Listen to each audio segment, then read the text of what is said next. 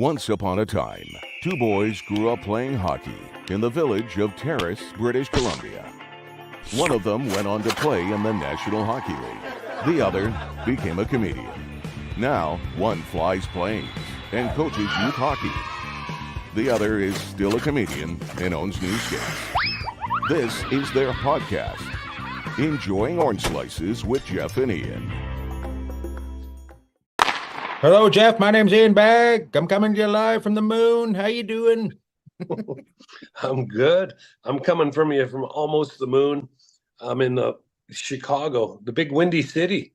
Where are you staying? Which suburb are you in Chicago? No, actually, we're downtown, if you can believe that. Really? So I haven't been downtown. The Madhouse in Madison. I was hoping the Hawks were playing tonight, but they're off. Yeah, I'm downtown. I haven't been downtown Chicago in forever. So I didn't even know I was coming down here. But I am. I gotta be honest with you.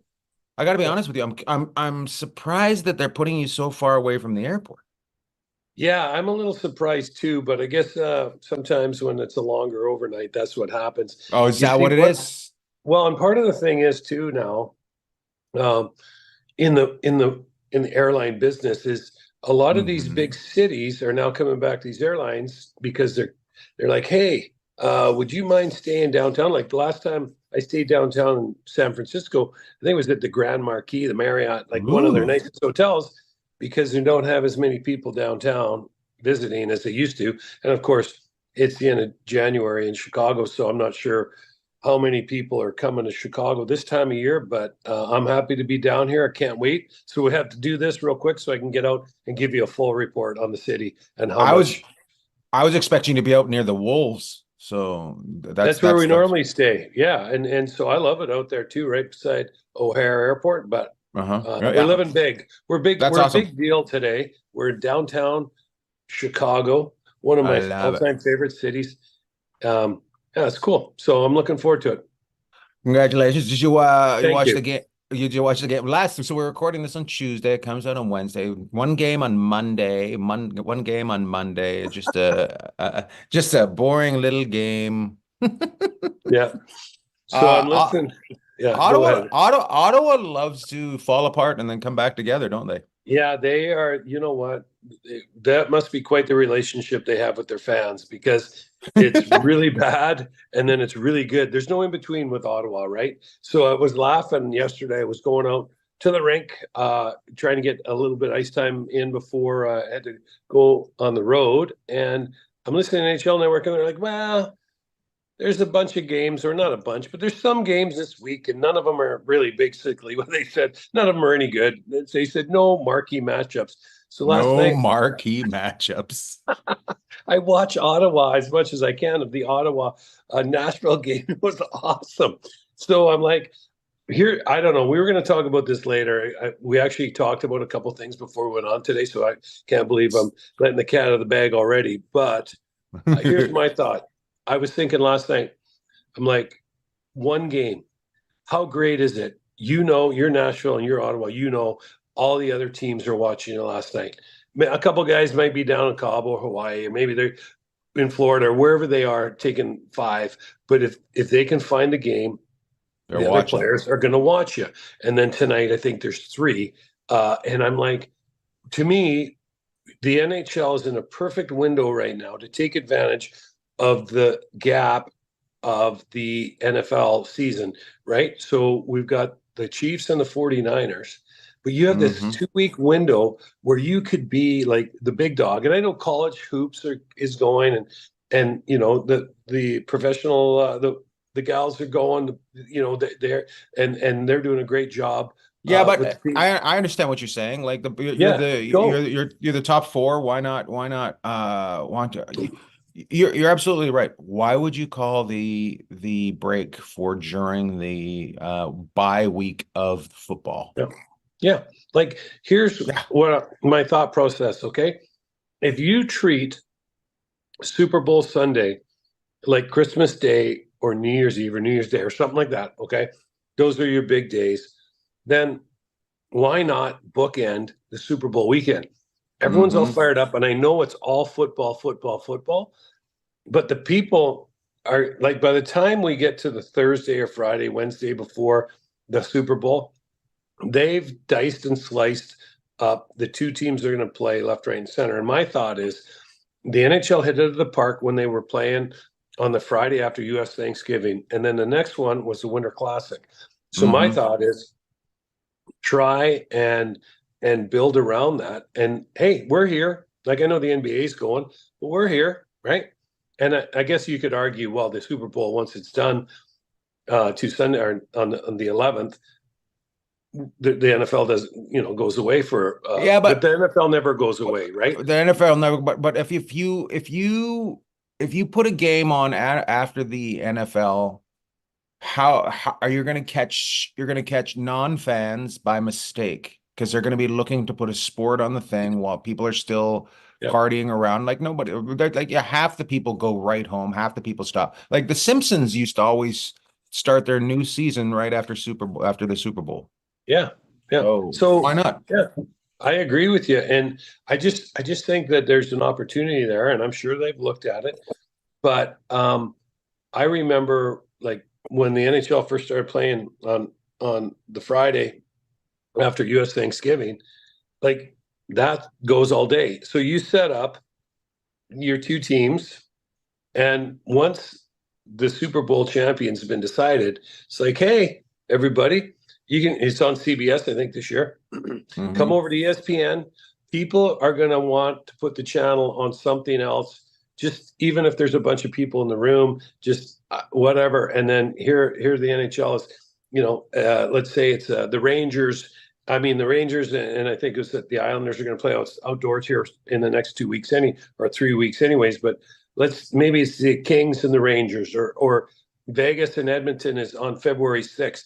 How great would that be to have that game? And it might not be anything, but I just thought maybe try and build a marquee game. And I know the players playing that night probably wouldn't be very happy because they all want to watch the Super Bowl, right?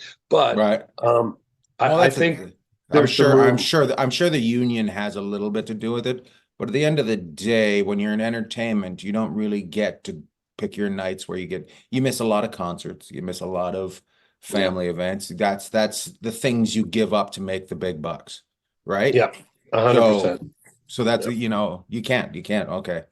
So and I you know what? And I know, like, I'll give you an example. Like Mallard's got a radio show, The Big Show, in the afternoon in Vegas. And yesterday, when I was getting ready to leave the house, I had put it on, and the show was all talking football, right? He wasn't even on it. It was so I get it, and I get how big the NFL is. And you're not trying to take on the NFL. You're just trying to kind of pick around it, because here's what the NFL does. If they want to do something, they do it. Like here, remember Christmas Day used to be all NBA, and this year the NFL's like, no, just happens that we play that day too. Yeah, we're going to push you to that. And then Thursday night football, right? Oh yeah, well, we're playing Thursday night too. So I'm not saying you're trying to compete. You're just trying to piggyback. That's all you're trying to do. Just getting in the wake. Get in the wake and ride a little bit faster behind them. That's all. Yeah, that's all you have to do. So and it's smooth in the wake. I'm with you, and I think they should. I think they should really. And you could say you don't know. I might not know, but I think they should be planning their schedule even better around events that are going on in cities. Blah blah blah blah blah blah blah. You know what I mean? Like, don't just just don't place it. Right. And here's the thing. I get it. Like last weekend, the PGA Golf, they ended on Saturday, so they didn't get bumped up against the two playoff games, right, on Sunday. I understand that. But this weekend coming up, we're going to have the NHL All-Star Game. There's a lull in the NFL schedule. So I guess they go, well, I get it. Here, we're showcasing our guys. This is our weekend. We're showcasing. But does it showcase the guys by doing an All-Star Game rather than just keeping the league going? Yeah, I mean, look at All-Star games now. Look at the Major League Baseball All-Star Game or NBA. The Pro Bowl is this week. The Pro Bowl isn't even the guys in the Super Bowl, which it'd be nice to watch Patrick Mahomes or Kelsey in the Pro Bowl, right? Where they used to have it at the end of the season. Yeah. So even the NFL's like, you know what? Our All-Star game, we're just going to plug it in because it works there in between our playoff games and the Super Bowl. And I'm not saying that you just go hog wild, and I know you got to build in a break for the players, but and you want to showcase your league, your all-star, and that's a big event for the city. But I do think there is an opportunity, like you say, to get in that wake behind the NFL. And maybe if you were playing a game, maybe that's maybe that's the week where we talked about in-season playoffs, where the the top 4 teams play against each other twice or something like that, and then twice, and then the whoever wins the most, like kind of just do a tournament. Yeah, maybe that maybe. I think nothing can be off the board. Well, I just, one of the things I was talking to our old friend Ron Futrell the other day. I shouted out Ron the other night, but and Ron and I were talking. Ron goes back. He's such a big hockey fan. He remembers the LA Sharks, right, that played in Los Angeles before they, originally. And we were just talking about how, the All-Star game, it's kind of evolved a little bit. And I kind of have always said, and was part of it in the hockey world, like, well, this is the way we do it. We don't change. We're not changing. No, this is the way we've always done it. And then you look and you see people come in and kick doors down and go, hey, how about we try something new? And if people are willing to listen, it can really be beneficial. And I got a question. When in your life did you start bending a little bit? Well, you don't. It's kind of funny what came about, and what in your life, because you said it. You said, I was in the hockey world. I didn't want to change anything. So when before or after you left hockey? No, that's a good question. So I would say 16, when I went on to play in the Western Hockey League, you had to bend, but you had to bend to the way they wanted 20 guys on that team to be. So it didn't matter where we came from. And that's why a lot of the hockey guys had so much in common. And now you're seeing a little split on that. And guys going, hey, I'm okay with bending a bit, but, we got to follow some other guidelines. So I would say hockey, for people that are in my era and maybe 5 or 10 years behind, you bent to the way that you were told that you were going to operate, right? And then as you get a little older and you come out of the game, most of these people coming out of professional sports, not only hockey, are very young. So you're hardened. Hey, this is the way we do it. Well, guess what? Not everybody does it that way. And the way you do doesn't necessarily make it right either. So I would say when I came out there, I remember we were in a class in a ground school talking about something, and a situation per se that would, hypothetical situation in the air or on the ground. And I remember people having a different point of view or different way to look at it than I did. And I was like, well, at first you're like, well, how can that be? Because this is the way we're regimented. We do it this way. This is the way it's always been done. Yeah, it's the way it's always been done. And that's the quickest way to go out of business. So I grabbed on there, and I guess that would be in my 30s somewhere, where I was like, hey, we got to kind of bend this a little bit different. And I mean, I still think back to that day going, hey, I walked out of that classroom, we had a coffee break, and I went and talked to some of the other people. I'm like, hey, so tell me how you got to where you did on that, in that hypothetical situation. And they're like, well, this is what I thought. This is what I thought. I'm like, you know what? That's great. And one of the things too is, if you do that, right? And we haven't got this aced, right? There's nobody perfect out there at it, but you connect and you bring more people in, and that's going to help you broaden things out and be able to have a bigger picture view when something happens to you. So yeah, I would say, going through hockey, things are very regimented. So that would have been, I don't know, 20 years of my life, probably, maybe a little bit more. But yeah, when you get outside of that, and that's all I'm saying with the NHL is we're doing it with the All-Star game. We did it with 3-on-3 in overtime, right? We're kind of, now let's see, maybe there's another place we can pick and choose or cherry pick and get our brand out there. Will we have all these eyes on? Because talking to our friend Ron again, they do a show called Sports Wrap on CBS in Vegas. After the Chiefs and the Chiefs, it wasn't the Ravens, it was the week before, the Chiefs and who'd the Chiefs beat the week before? Buffalo. Oh, Buffalo. But I think the other game was played earlier in the day or it was the day before. So the Chiefs and Buffalo was CBS, and then there was nothing after. They came into Sports Wrap, and Ron told me, he goes, after that game, there's a huge audience, right? Because people aren't ready to just turn their TV off and walk away. And I'm like, they want to have a chat. And there might be a I got my phone set up so well here. There might be an NBA game on that night. I'm not sure, or maybe some college hoops or something that people can tune to. But hockey has an opportunity, I think, to kind of just color around the edges there a little bit and see if they can find something. Well, all this energy, especially this year, like with the Chiefs are back, whether you love them or hate them, Andy Reid, Mahomes, Kelsey, and then the Niners. And Taylor Swift is a massive story for the NFL. And the Niners never heard of them. I know, never heard of her. And then, and the story behind the Niners with what's going on, there's a lot of, so people are like, they're invested in that, but give them something else. Here's something else you can watch for half an hour. And I know the game starts at like 6:00 Eastern time. So it doesn't really lend itself to a primetime East Coast audience, but maybe you drop the puck, between LA and Anaheim or LA and Vancouver or somebody at 7:30 in the West Coast and see if you can hold on to some of those people. What's funny is that, we're talking about growing. I was listening to 32 Thoughts the other day, and I never thought about this. All the other leagues are mostly American. Like baseball's got one team, basketball's got one team, hockey's got 6 teams, right? Maybe 7. I don't know. Maybe 7. 8. Yep. 7. Well, no, it's 7. But that was good. You were close. I was close. I was at least on the right continent this time. But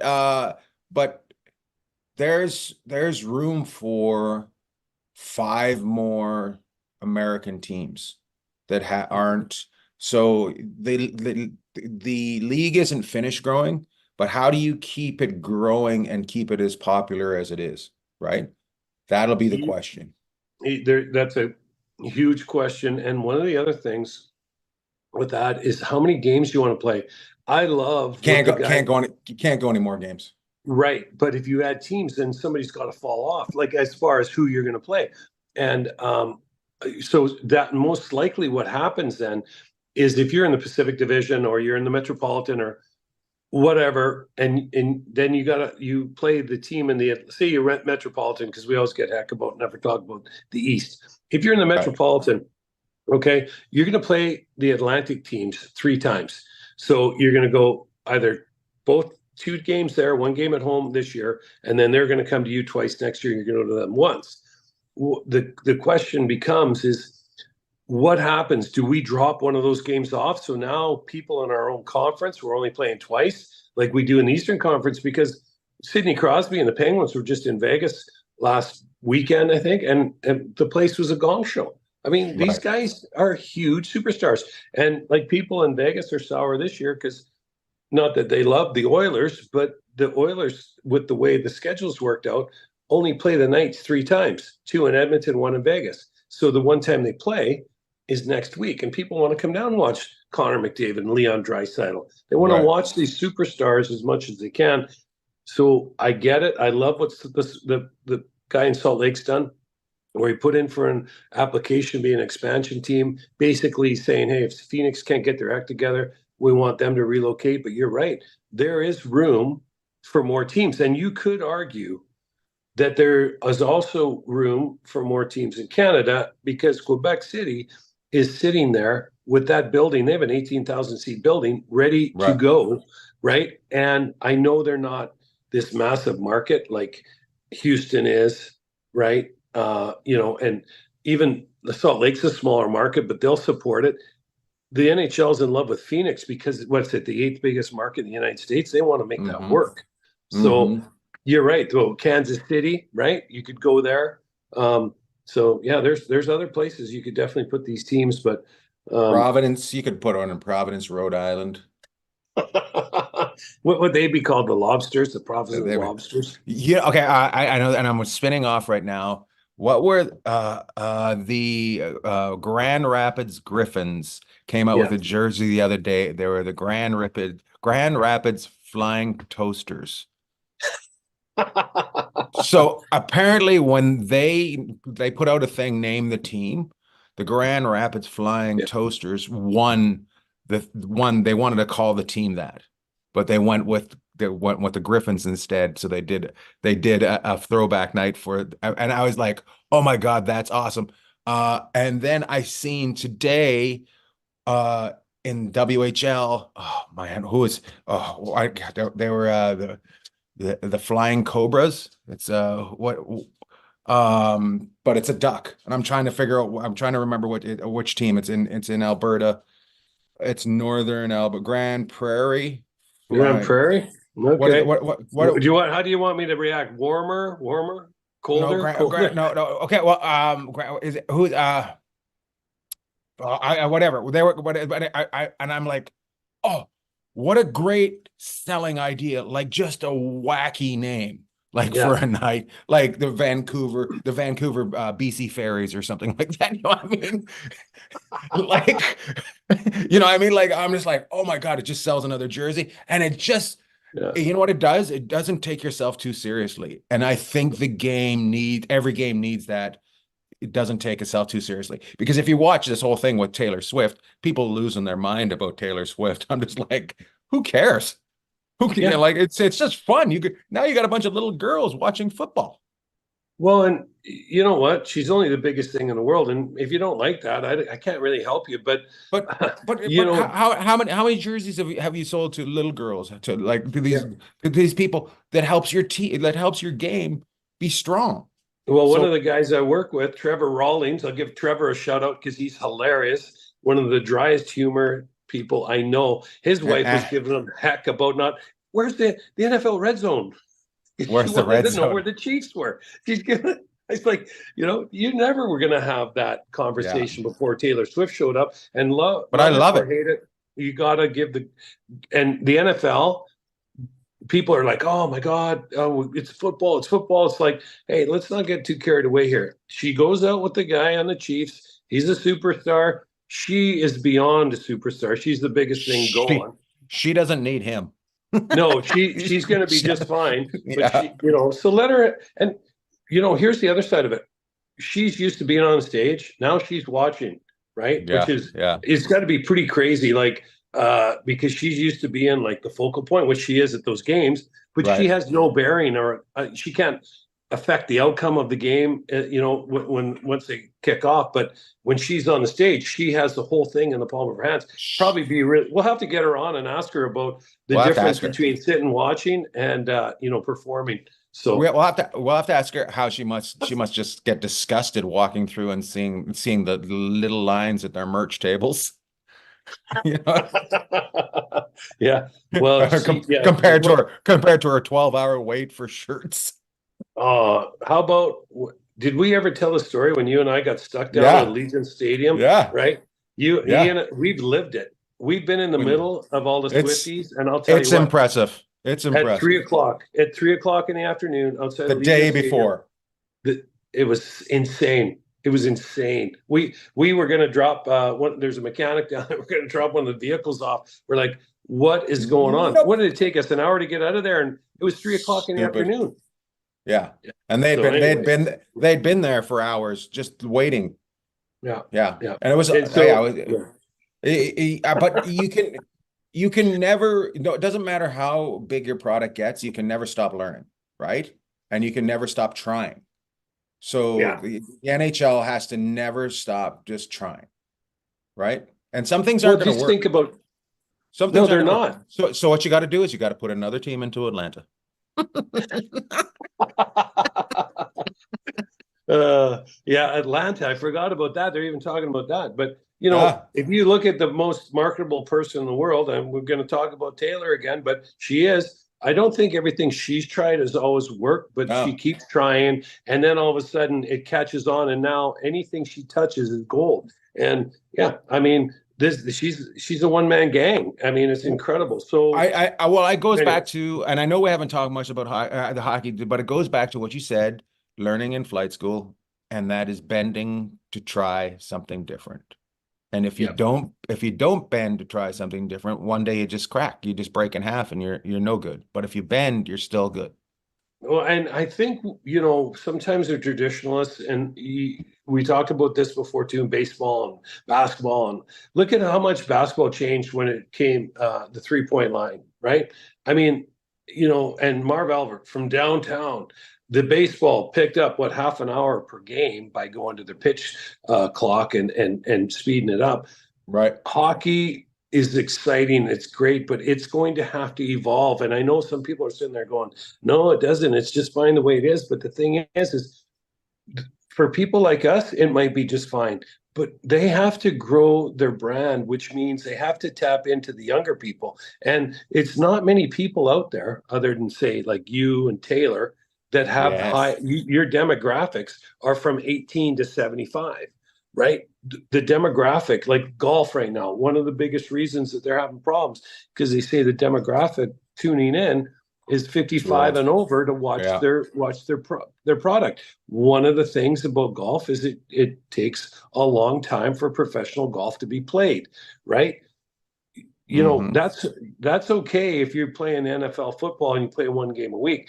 But when you're going to ask people to watch 4 rounds of golf, you know, and week after week, you need to find a way to kind of push out the edges. And I don't know with hockey, more teams. Okay, so more teams, but there's something in there that they have to tweak, I think, or keep trying to tweak to create the excitement, because there's nothing like when you know, they're going back and forth out there, you know, for excitement and drawing people in that have never watched it before. And that's back to our point. If you're cherry picking around the NFL and their big games because they draw a huge, it's like a tsunami of fans, maybe you're going to catch a few after, and maybe it's going to fall flat in his face. Maybe playing Sunday night on the West Coast after the NFL Super Bowl is not smart, but you never know. Maybe it is. You know, and just think of the fun you could have marketing with it. We're going to be the second biggest game today. You know, whatever. Yeah, absolutely. You got to be able to have fun with it. I got one more question. We were supposed to only do 20 minutes, and that was 15 minutes ago. Okay. No, so there's a young man that I follow, and I'm blanking on his name, but we're putting it up right here. This is his name right here. He has a hockey Instagram, and he did a review on the Sherwood 50-30 stick. I don't know. You remember those. So I want to ask you, I want to know your favorite stick for your favorite wood stick and your favorite aluminum stick, and then what you're shooting with now. And I know what you're shooting with now. You don't care. Whatever's free, that's what you're shooting with. Yeah, exactly. So that's a good answer. And I hope you do know what I'm shooting with now, because I don't think I do know. Okay, so my favorite stick was, as a kid, was an Easton wooden stick, and those were unbelievable. The way they made them, so I love that. What curve did it have? What curve did you have on it? What do you mean, like what the when, toe when, curve when you, or? Yeah, when you get them, they'd come with like, I love the 50-30, and the 50-30 was the 50-30 was Featherlight came with a coffee curve, and I think it also came with an Iserman curve. Well, later on. just remember the 50-30 was not Featherlight. It was more like it was Featherlight if you'd soaked it in cement. Yeah, exactly. It was like more like Anchor Light. I mean, it was unbelievable. Like, I'm like, Featherlight. I couldn't, the 50-30, I couldn't do those. So the Eastons were really good wood, and then Titan had a great stick. So the blade, I like kind of an open blade, like almost like if you curve the boat ramp. You like this, right? Yeah, that's right. That's right. Yeah. So I just kind of like it opening up as it goes towards the toe. Yeah, almost like you're waving your hand there at like do you like it to angle down a little bit, or do you like it straight up and down? No, I like it to angle down a bit. So if you think about like a boat ramp, right? And then if you put a left-handed stick on that, Yeah. Or right-handed. I don't know, like that, just that kind of like where the bottom of the blade and the top of the it just kind of goes back like an incline.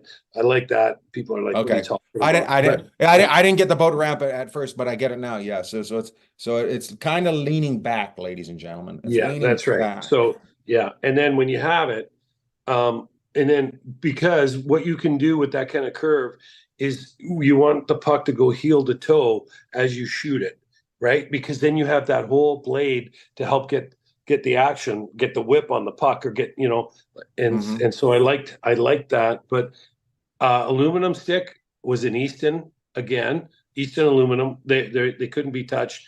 But now I think the stick I have is I think it's called a Viper. Veleno, or is it Veleno number 90 with the Red Wings? That's his stick. So whatever he uses, but it's broken. So now I got Gage Quinney gave me a stick. So his is a CCM. So I'll be out there. Well, it's been in my garage for 2 years since he gave it to me, but I'll be out there using it next week. So I'm not really the guy to ask about sticks, and like skates, the kids are always all over me. They're like with those I skates liked I got, I so liked I liked the aluminum. I liked the aluminum. I liked the Canadian made an aluminum that was, and mhm. I can't remember the numbers on it. And for wood stick, there was a season, I think they're only around for about 2 years. Montreal made a stick, Yeah, yeah. and they were heavy. They were heavy, and you could get some, but you could cross check a guy with that really, really well. Well, that was the thing. Like some of the guys that like needed to clear out the front of the net, they'd use those big logs, and I mean, it was like getting hit with a telephone pole. It'd be, Oh you're like, yeah, it oh, that was. felt good. Yeah. Yeah. So, Yeah, but crazy. We should talk more about old equipment and things that are going on. And it's funny that you bring up the skates. I had no idea that the metal on the skate had changed as well. For whatever reason, I just kind of blanked out, and I think they're using a carbon kind of metal now, which makes them sharper, which makes them more dangerous. right, So and Fantilli, from your favorite team, Columbus, were doing. Western Conference, last place. Hey, so we watched him get drafted, Fantilli, right? He Sure was did. third to Columbus, and so I watched them come out through the Big West. boy. He was a Excuse big me. boy, right? Yeah, He's a he's a big guy, but you know what? This kid can play. Like I was like, yes. wow. But talking about the blades, and we'll get back to him in a second. He went to finish one of the guys in Seattle the other night, and the guy's skate came up, caught him, and then they don't know how long he's going to be out, but he hopped off the ice immediately, hobbled, and but we can't go through a telecast like we're some like A this is like telecast. No, let's start. I love it. We're gonna call it a Big Five telecast. News. But I will say this about Columbus. They have a little bit of Ottawa in them. They bring you into the relationship, and you're like, hey, this is going to be a lot of fun. And then it's just an absolute tire fire after that. It's brutal. And watching them on the West Coast, they have some really, really good young players. And Yeah. they have some vets. They're a girl with a great butt and a horrible mind. Just crazy. Yeah, they are crazy. They are crazy. And just when they start sucking you in, you're like, oh my God. Like, what did they go up 4-2 on Vancouver the other Oh, night or something, or 4-1? They were all over Vancouver. And then the third period Trent happened. sent me a message after the first period. He's Yeah. like, I knew they're gonna lose. They had to lose this one. And then he sent me the third period. I don't know what's going on here. He goes, it was crazy. The third So period was insane. Vancouver scored 3 goals in the first 6 minutes of the third period, and it was on. And then they ended up getting it to overtime. And then the next night, Columbus went to Seattle, and they almost like just good enough to lose, right? And I don't know what needs to happen in that organization, because remember years ago Edmonton got all those high first round picks, and now those guys are paying off. But Edmonton had all these first overall first round picks, and nothing ever panned out. Now Edmonton's got their act together, but Columbus, I just don't know. I'm really hopeful for them because I really like some of their young guys, and I think they're gonna Fantilli's. I think you're gonna see a lot of the other stuff drop off. And speaking of Columbus, Line checking into the right. player assistance program, but I'm a little I'm a little annoyed with what they're calling the players assistants. Like, I don't know if they need to announce that. They just should probably saying, hey, these guys are stepping away from a while, because the last thing these guys need in their face is questions about why they're stepping away for a while if they're having a problem. You know what I Right. mean? Yeah.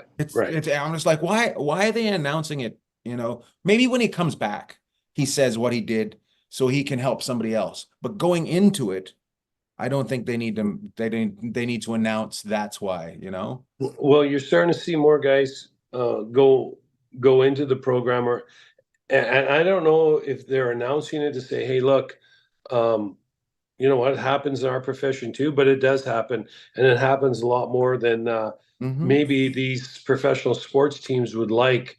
And the fact is that I'm glad that these guys feel that there's resources there for them to go, because back when I played, you went and you were either a psycho or you were soft, you were crazy, you were this, you were that, and none of which helped solve your personal or other people's issues, right? And I didn't want to call them issues, just things that you were dealing with, or trying to get help to figure stuff out. And Lione's the next big player. So here's a guy that's heard his name in trade rumors basically since the day he came in the league. And what did he score? 40 his first year?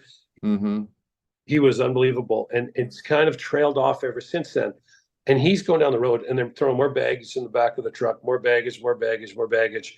And the truck just can't go any further. So, thank goodness he's seeking out some help. And this guy has got a big personality. He was a lot of fun when he first came in, and now he's kind of a side note. And you just don't find people that shoot the puck like him and have the No, personality. He was kind of fun, right? He was a it was very fun. little, yeah, It's very fun. yeah, And you know, the sad part is it's taking these teams to do it by saying we're not going to throw money away. Like, if he had just gone away, there goes millions and millions of dollars.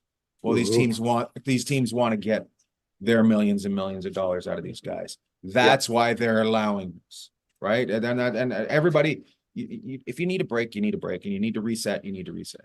That's Well, before, no matter what you do, you know. And I don't think you should be ashamed to be able to reset. So no, you shouldn't. And for years though, people lived with it, right? In not just hockey, everywhere else. And everywhere, so how do you live with something, right? You drink, or there's other things out there, and then self-medicate in some way. there you go, and then things start spiraling out of control. And there isn't anybody out there that's got it all squared away in any walk of life. And you have 18,000 people going down to watch you every night, and I'm sure Patrick Laine knows better than anyone that he's not scoring like he used to, doesn't feel well. He can't place what's going on. And I'll give you a story. Gerard in Colorado, he stepped away, right? Mm-hmm. And I don't know how many games he missed. He might have missed 10 to 15 games somewhere in there. He's come back. And they're like, well, how can he be fixed, or how can this happen? And I think really what happened, and I certainly can't speak for him, but from the outside, I look and I go, well, maybe he went away. He was able to talk to some people. He was able to get some resources that work for him. And he's able to manage whatever the Yeah. situation he was struggling with. And now this kid comes back, and look at Colorado. Like, Winnipeg was running away with it. And now I'm not sure, I'd have to look, but Colorado either just Definitely leapfrogged chasing them them down, chasing or them they're down. right there. Yeah, yeah. And that's because of a guy like Gerard. He missed 10 games, 15 games. He came back, and he's a new person, and he probably feels like a brand new man. And you know what? He's a hell of a player. And obviously he's a strong person because he's gone out and seeked help for himself. And you tip your hat to him. So you know what? I'm sure he has to work at it every day. But if they give you a bunch of crayons and tell you to color on the paper, well, what do you cut? You don't know what you're really asked to do other than just color. So now they're like, hey, this is what we're going to do, and this is how Yeah, we're going to yeah. help you. And I it's I good. like I like it. I just don't know if the way it's announced is the right way.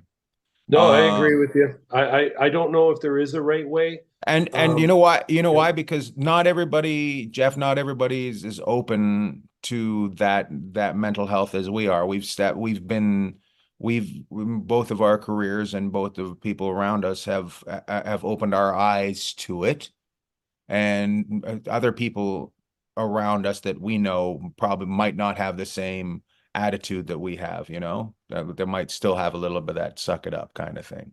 So, Well, there's always going to be a little bit of that, and you know what? Everybody has to have a little gumption at of course, times. But you're right. You could be in a position where you're like, I'm just trying to get out of bed, yeah, right? And Hershey's talked about that, right? just trying to I'm get to the bed. just trying to get to the bus.